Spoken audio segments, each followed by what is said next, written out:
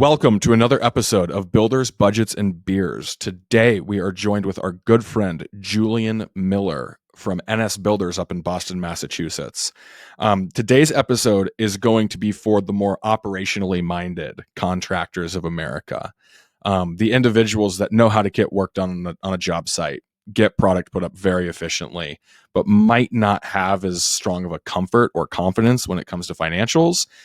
Because Julie and I, we do back and forth in terms of the relationship with operations and financials and what needs to be done and some tactics to make this a nice, healthy, blended, harmonious relationship for any construction company. So let's go ahead and jump in. We'll get to it.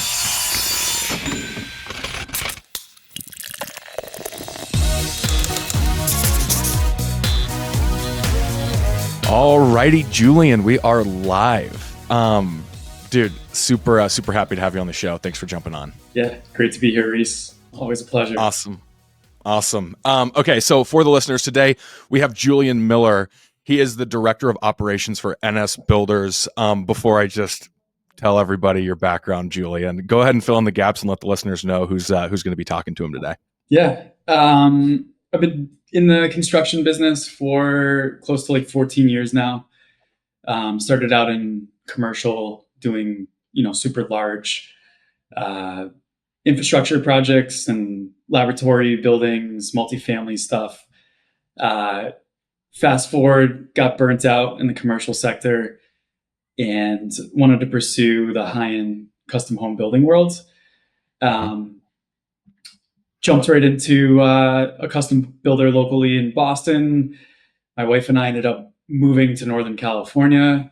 Was lucky enough to land a really cool job out there and learn some pretty amazing things, building 30,000 square foot homes. Dang. Super high net worth clients. And then, here we are back in Boston, moved back to be closer to family, and now working for Nick Schiffer at NS Builders. And NS Builders has been in business for 11 years now. And we're doing kind of a variety of remodels, custom new builds, but definitely on the higher end of the spectrum. Totally. Primarily in the Boston market and a little bit north and south of the city too. Beautiful. Okay, so I hear this trend often. It's not uncommon that guys will get into residential building, typically the higher end stuff with a little bit of a background in commercial. Now, just with was it the first, call it what, 10 years of your career? Less than 10 years of career in commercial? 6 years. Yeah. 6 years, the first 6 years of your career? Yep. Excuse me. You were in the commercial world. How much did that experience impact your operational mind, we'll call it, or at least your practices that are important to you? I mean, 100%, to be honest. Commercial world has a ton of red tape. There's definitely a lot of cons, I think, to the way that they build. A lot of consultants, so many people that are, touching a certain part of the project. But I would say that the benefit of that experience was the organizational structure, systems that were defined, that were, fairly efficient, that, the teams, at least in regions, were locally following the same patterns. And so that kind of got instilled in me. I'm definitely a type A personality, and I gotta have organization and structure, and that obviously lends to my position today. Totally.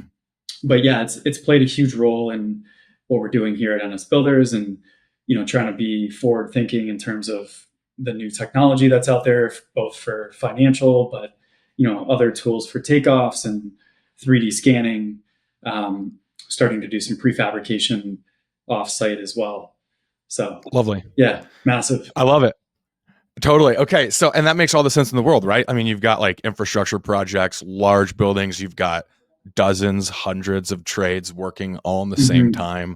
Multiple people have a hand in it. It's got to be process oriented. It's got to be a tight operational motion 100% for it to make sense. Yeah. Go ahead. No, you have less room for error when more people are involved. Maybe that's a little ironic, but there's you got to have those checklists in order for things to net the result that you're shooting for there.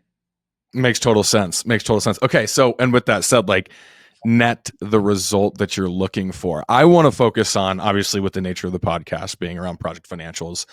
I wanted to hear your take on the importance, or I guess the relationship rather, between operations and finances, because we talked to a lot of builders, and obviously, like through the lens of Adaptive, it's an automated AI tool that's, taking out a lot of the manual data entry, and there's process efficiency gains, but it's really more of like an accounting tool. But we see a lot of operations people get excited about seeing Adaptive. Okay, so from your standpoint, being the director of operations, heavy background in commercial, what would you say is like the most important component or the most glaring relationship between operations and financials? I think it's there are so many manual processes that are kind of like put in place, I think, across the majority or a lot of the residential custom builders. It starts with the trades. A lot of guys are owner operators. It's not necessarily their fault, but they don't have the overhead to be able to hire like a bookkeeper, somebody who's managing their invoicing process. So it can be cumbersome to get invoices from subcontractors, which is mind-boggling to me, right? You want to get paid, but you spend it all comes down to you spend a ton of time trying to track down the correct information. You're trying to align it with maybe a schedule of values that you've developed through a contract with that sub. Right. All of that information, comes to you. You're inputting it to, whatever software you're using, and eventually it's making it over to the accounting team. And being able to streamline that process and make it so, perhaps it's you're buying something from your local lumberyard, and you make that purchase with a credit card. Hey, I can just take a picture of the receipt, uploads to, in this case, we're obviously utilizing Adaptive. Adaptive quickly is recognizing what job it's for, maybe making a recommendation for how to job cost it within that specific budget. And then boom, it moves into the next sort of flow of review. And then that gets populated into an invoice. But in the past, I think a lot of that, even still today, a lot of those purchases are being made, and people are losing the receipts. You forget what job it's for because maybe you're running multiple jobs, and then that's easily translated to lost revenue, and nobody knows the difference. And then it translates to, well, how are we tracking this in our books? Like, all I'm looking at is our gross profit, is much lower than we were expecting it to be. How could that be? So, obviously it's a big network that ties together. And I think you got to have harmony between operations and financials. Otherwise, you're going to have a really hard time being successful. Totally. Well, and I think that's even like so that was perfect. I mean, from an operations standpoint, typically what I see is like operations are typically people like in the field too, right? Like operations are looking at project managers, and they're making sure that like sub and vendor relationships are navigating, and the projects are moving along appropriately. And I think that's typically like where the disconnect happens, is it's like, look, I'm just a project manager, or I might be a project manager might be stepping up into more of a leadership role, and it might be titled as like an operations person. And understanding that, yes, you're getting an invoice handed to you in the field, or you're having a subcontractor email that invoice to you.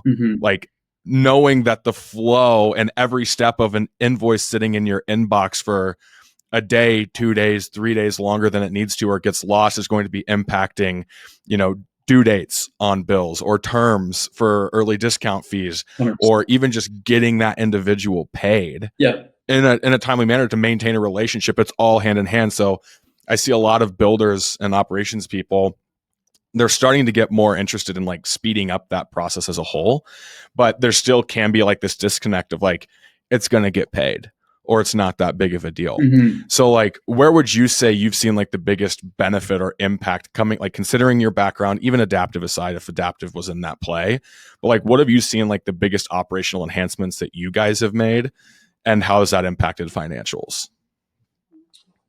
Yeah. I think, just start from the top. We pay the majority of our subcontractors electronically. So Okay. it again, go back to adaptive, like we connect all of our subs with an ACH payment. Cool. Truthfully, like that's huge. Occasionally we get a little bit of pushback from subs, but the amount of times that people reach out and say, "Hey, I haven't received that check. It's been 3 weeks. Got lost in the mail. We got to send it again." And it was missing a signature. It's brutal.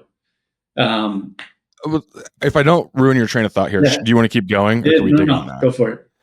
Because I do hear that, like, it's bizarre, but it's like, just like the construction industry is married to a check. Yes. Not money.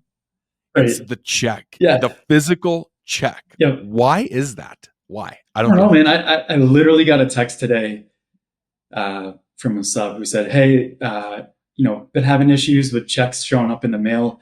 I can just stop by your office and pick it up." And it's okay. Like, go. I mean, it's just like drastically inefficient. It's like you're going to drive, maybe an hour out of your day to come and pick up a check and then go bring it to the bank and deposit it, when you could be, on a job site doing an estimate, whatever, anything other than freaking picking up a check. Driving to pick up a check. Yeah. Well, and so why isn't that normal? Okay. Like, I think that's like, okay, it's obvious, or it seems obvious to us. But why isn't that obvious to everybody? What's the disconnect? I personally, I feel like it probably has to do with a generational imbalance. Okay. Like, not to rag on the old dogs here, because those are the guys who have a ton of experience, but it tends to be those companies who've been in business for a long time. They've been doing it one way. They don't want to mix it up. There's like a fear of being scammed, which is totally reasonable. Sure. There's also, maybe they've already signed up with a couple electronic payment systems through other builders, companies that they work for, and they're like, "I've just had enough. I don't want to have another freaking login. Just send me a check." Totally. That's truly the only thing that I can come up with that would validate receiving a physical check as opposed to doing. It's like when you get paid, you probably are getting paid through direct deposit. Like, imagine if your employer was like, "Oh, I mailed you a check, but you're actually not going to see it for 2 weeks." Dude, like, I don't get it. It's intolerable. Like, there's no way that would be tolerated, like, in our world. I would just like, I would be baffled. I'd be like, what? Yeah. But it also goes back to like, okay, so generational, sure, I get it. Like, old dogs, new tricks. Cut me my check. It's in my hand. I can feel it. I get it. Mm-hmm. I was raised by one, right? But the other side of this too is like, do you think they understand the cost associated? Like, if you just like broke down where some of these subs, let's just say that a sub is in, I don't know, what? Do you work with a sub in Gloucester? Is that how you say it? North Shore? Yeah, you nailed it. Sure. Gloucester? Okay, great. Sure. Yeah. Okay. So let's say we've got trim carpenter up in Gloucester, and he's going down to White Oak and Wellesley, right? What's that commute look like? What's a Gloucester to Wellesley commute at 5 o'clock on a Friday look like? Oh, I mean, hour and a half, 2 hours maybe with traffic. One way or round trip? One way. Like, one way. Yeah. Okay. If you get, smoke during rush hour easily. What about the Wellesley to Gloucester? Yeah, I mean, it depends on like same morning or day, but people going out of the city, 100%. Right? Okay. Yeah. So let's just say hypothetically, trim carpenter in Gloucester, right? That's where he resides. Cute little family, healthy little business going on. But he's down in the city and he's got a couple of projects going. Mm-hmm. And he's like, damn, I got to get paid by Nick and the team. So he's going to drive over to NS Builders. Where are you, Seaport? Where's your office? Yeah, we're right in South Boston, Seaport area. Beautiful. Yeah. So he's making his way down to South Boston and call like half an hour to get there. And then he's got to get all the way back to Gloucester, and it's an hour and a half, but he was already going to go there. But if you start looking at the cost of like, if you could have just gone from the job to home and you cut an hour and a half out on a weekly basis, not even including the fuel, which of course you're going to expense, right? It's a business expense, but it's still time. It's like, Yeah. dude, that's a $100, call it. Let's say you're $100 an hour guy. That's Multiply that $100. by multiple jobs that you might be doing too, right? Totally. You're hitting up the other builders, and yeah, doesn't make sense. It's insane. It's insane. Totally. And then you think, and it's like, dude, okay, I get it. Like maybe that's your podcast time. Maybe you enjoy it. Sure. But dude, you could listen to a podcast in your recliner at home and still have money in your account, right? Like it's just crazy to me. So okay, no, that was like a totally a side tangent, but it makes a ton of sense from an operational and finance standpoint, like just speed of payment, cutting those steps out internally. What does that look like for you guys? Like, what did that look like before Adaptive or any ACH product? Like, would it be like checks, printing them, signing them, someone at the desk? What did that look like for you guys? Yeah, we've always kind of used either a fractional accounting team or somebody who's been remote. Okay. And so, we had to use bill.com at one point in time. Sure. And so that bill.com was cutting checks from like a random location. And sure.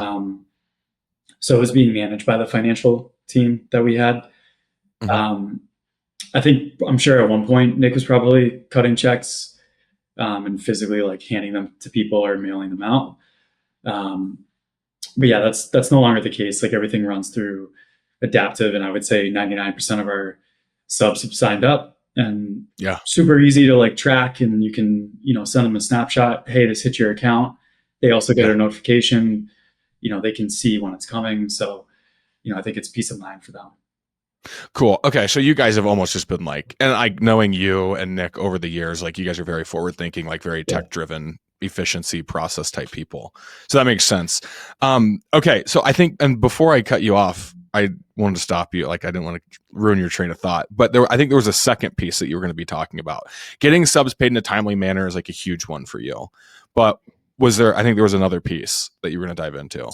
Yeah, I mean, I think like, so we use Procore to manage all of our project documents, but also the financial side of the business right now. And we really like that because it sort of houses all of every project, subcontractor, PO, vendor, whatever you want to call them, their cost of work. We're managing change orders, both with the client and the subs. And then ultimately we're connecting with Adaptive, and they're pushing direct costs, essentially the receipts, back and forth. And we're running all of our invoicing through Procore. Excuse me. And then that gets connected to QuickBooks Online, essentially, and sent out to our clients. But it's the reason why we've decided to do that is because it's keeping everything in one location. And so again, going back to that efficiency discussion, and from an operations perspective, our project managers can go directly into each project that they're running in Procore. They can see what is the current live health of every project across the board based on the budget, where they're at in a current invoice cycle, and that communicates directly with our accounting team. So, it gives the accounting live look at, what's our current AP. Accounting's communicating to us, hey, we just received payment from so-and-so client. Like, are we good to pay these guys? And, we can go through that list pretty quickly and check that off as, yep, good to go or not. So, yeah, I feel like we've been able to develop a pretty robust and streamlined system at this point. Totally. Well, and I think so. There's obviously Procore is like a very popular tool. I would call it more uncommon for like residential builders to be on Procore. But let's even just like Procore aside, brand aside, right? We could say Builder Trend, Job Tread, Resio, Co-Construct. If there's still people there's a ton of them, right? For the builder that's out there, that's like, I don't understand the benefit of like going from an operational, like bridging the gap between operations and financials, and that bridge between software doing it. What would your like point be to them to say like, you've got to get on software? Like you can't do this in Excel. You can't do this in whatever. What would your point to them be? Yeah, I think I think it's pretty simple. It comes down to, do you want to have a true look into your profitability? Like, Let's do devil's advocate. Let's yeah. say that they say they do. What are they missing? Well, you could argue, okay, you're manually entering the majority of your information. There's got to be a percentage of error, like human error, that is happening. Sure. Spreadsheets, uh, equations, whatever, your formulas shit the bed, Yeah. and like we've all been there, right? So like, Yeah. I think it's really, you got to be careful if you're solely going to rely on that. But it comes back to efficiency and time, right? Like you're entering this stuff one by one, as opposed to maybe entering it once and then it's pushing down the line essentially, and populating that information in multiple places. Totally. But yeah, having a true look at your profitability, that obviously can lead to, hey, do I need to hire somebody? Do I have the cash flow to be able to hire somebody? You know, can I issue bonuses to my team if I have a Yeah. team? What are the company goals? Like, how are we tracking the metrics? It's creating a database for you that you can make long-term decisions that are hopefully beneficial to your company, Totally. opposed to living sort of in a vacuum and looking at it high level every day. I always, just coming from Builder Trend, it was always more of like a framework, right? It's like it provides a framework and a visibility into your business, but I think it starts to like break out the team, right? Based on Mm-hmm. who needs to be looking at what function. It makes me think of, I think Nick had a post recently about you doing a stand up for your team on a job site. Are you familiar with what I'm talking about? Yeah, yeah. You might do this Our, all the time. our Go ahead. monthly meeting that we Yeah. have. Yep. Yeah. Nick's point was something along the lines of like, he's like the visionary, like Yep. the forward thinking guy. You're much more in like the day-to-day operations side Totally. of things. Like, would you say that, with products like Adaptive, Procore, whatever, that allows you to focus more so on your niche? So then in those circumstances, a monthly stand up, you can have the information that you need, whereas Nick, he can have what he needs. Are you Well, tracking? yeah, 100%. I think it's directly correlated to scaling your business, right? Mm-hmm. Nick is able to kind of like maybe peel back a little bit and not be in the weeds day to day. Like, that's my role. That's what I'm getting into.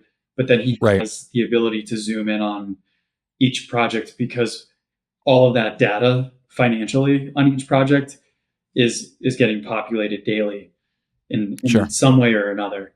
And so he can look at all of those and get a sense like, hey, are we hitting the fan, or are things going well?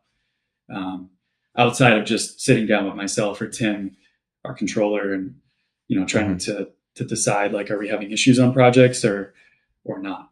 It saves him some steps.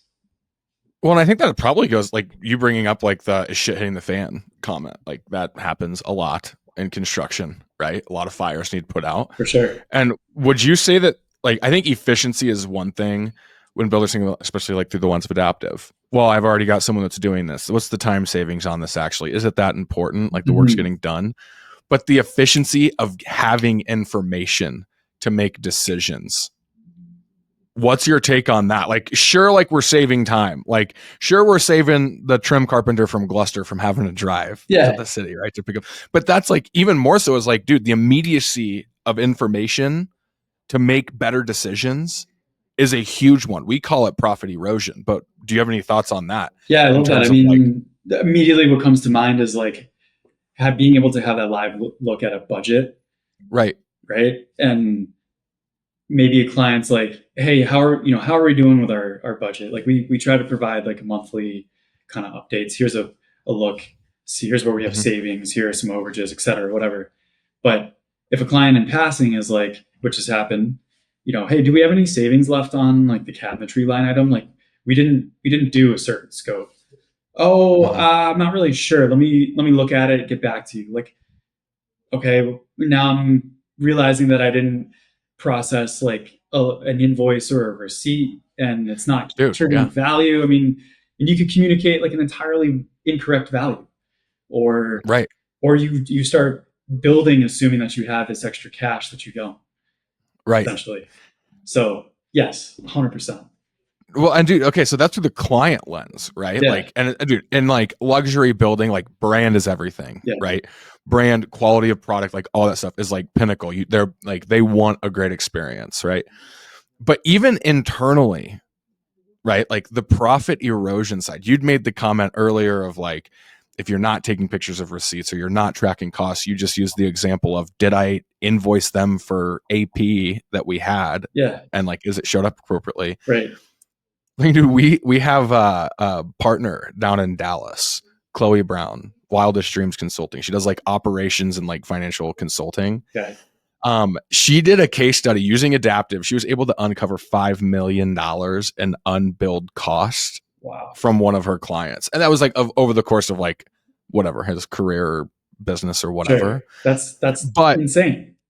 it's insane. But dude, when you think about it, is it like if this guy's doing 10 million a year in Yep. revenue, call it Mhm. right, and he's been doing it for 10 years, right? That's Yeah, 5%, right? That's like not that crazy. And like when you're thinking about, okay, we've got $20,000 invoices, $10,000, $5,000 invoices. We've got $25,000 in credit card receipts a year, right? That could be a quarter, right? But whatever, you sure. get my point, Yeah, right? The bleeding internally is so brutal. Do you have any like real time examples on that or any perspective around that? yeah, for sure. I mean, even before we were using Adaptive, like past systems that were capturing Mm-hmm. using receipts as an example, I Mm-hmm. mean, I would probably say that there was like 5 to 7% of charges that maybe they just weren't being job costed correctly. Right. Like they just Right. ended up in this random bucket, and you would go through, like, we call them missing receipts essentially at the end of the year. And you're like, how come none of these made it into a job cost? You can't go back to the client and be like, oh, hey, like, forgot to bill you for this. Like, project's been done for 4 months. I mean, maybe you Yeah. can, but But it goes back to brand and reputation, right? 100%, yeah. So It's like if you egg on your face to go back to a customer, like let's say they're buying an NS product, right? It's like, yeah, we'll call it like a $3-4 million product, right. right? And you go back and you're like, hey, we actually uncovered that we didn't bill you for 15 grand. Like, can you like stroke us a check? They're like, dude, I just bought a $3 million home from you. You should be getting this. No, I'm not. Totally. Like, what? Yeah. Right? Yep. It's crazy.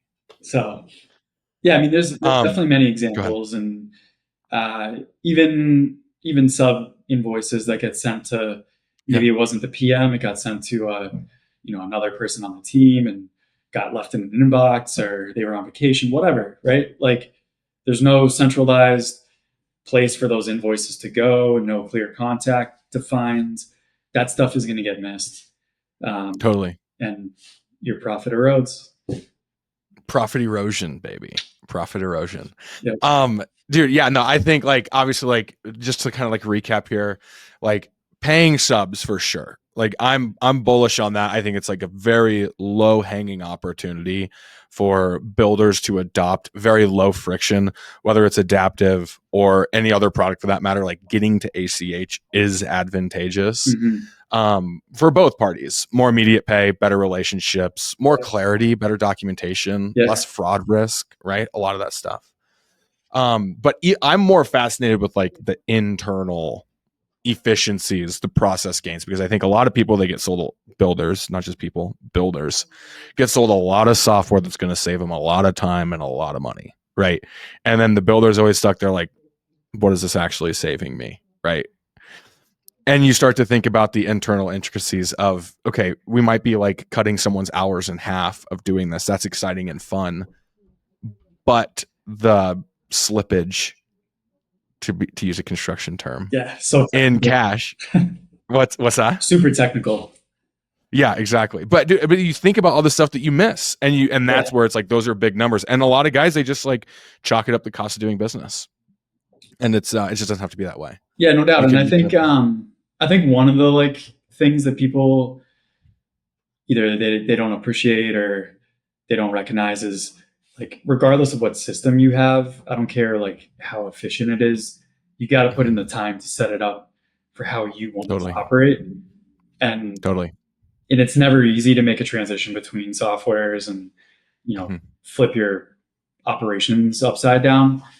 But it's worth it. And once you have a system, especially for us as we continue to grow and we hire more people, we do have standard operating procedures that are ever changing and growing. But the steps of how we operate from a operational perspective to financial perspective are written out pretty clearly. And that makes life so much easier when you can basically hand somebody a playbook and say, hey, this is how we do things, spend some time working through it, and then we can dig into the specifics together. Yeah. Would you, and I think this is and we can wrap this up here, but I think that was just kind of a fascinating note to end on. When you talk about, because moving to software can be a nightmare. Totally. Yeah. I will do a little plug to adapt if it takes easier, or it takes less time to set it up than it does to buy. Wink, wink. But it's really easy to set up. The point is like how much of that is attributed to the processes that you guys do have outlined. Like, let's say you guys moved from Procore to insert product. Sure. Right. Is that documented process making it easier for you to move products? Is that what you're suggesting? No, I think I'm suggesting like you find a product that is appealing or enticing to you. Then you essentially agree to go all in, commit to it. Yeah. And then you work through it and like you figure out, okay, there's some kinks here and this is a little weird. How do we make that better? Just another plug for you guys. Like you've been super helpful. The adaptive team has been, very responsive, getting us set up and working through like little nuances that we've had. But yeah, I don't know if it's necessarily like, hey, here's a playbook. This could apply to any other software because they are so different and there are certain restrictions depending on what you're using. Of course. But at least like it gives you a roadmap for how, if you want to look at this high level, like how payments should get processed and who the players are that are essentially involved in that process. That's, you got to start there, right? You got to know who exactly. So beautiful. Awesome. Well, no, I think this was great. Julian, I appreciate you. I think this was a good episode just in terms of like talking efficiency process, some of the big wins that more operationally minded individuals can consider and the relationship to financials. So I appreciate you, dude. Yeah, you bet, man. Thanks for having me on. Of course. Enjoy the rest of your week. You too. Talk to you. Yeah.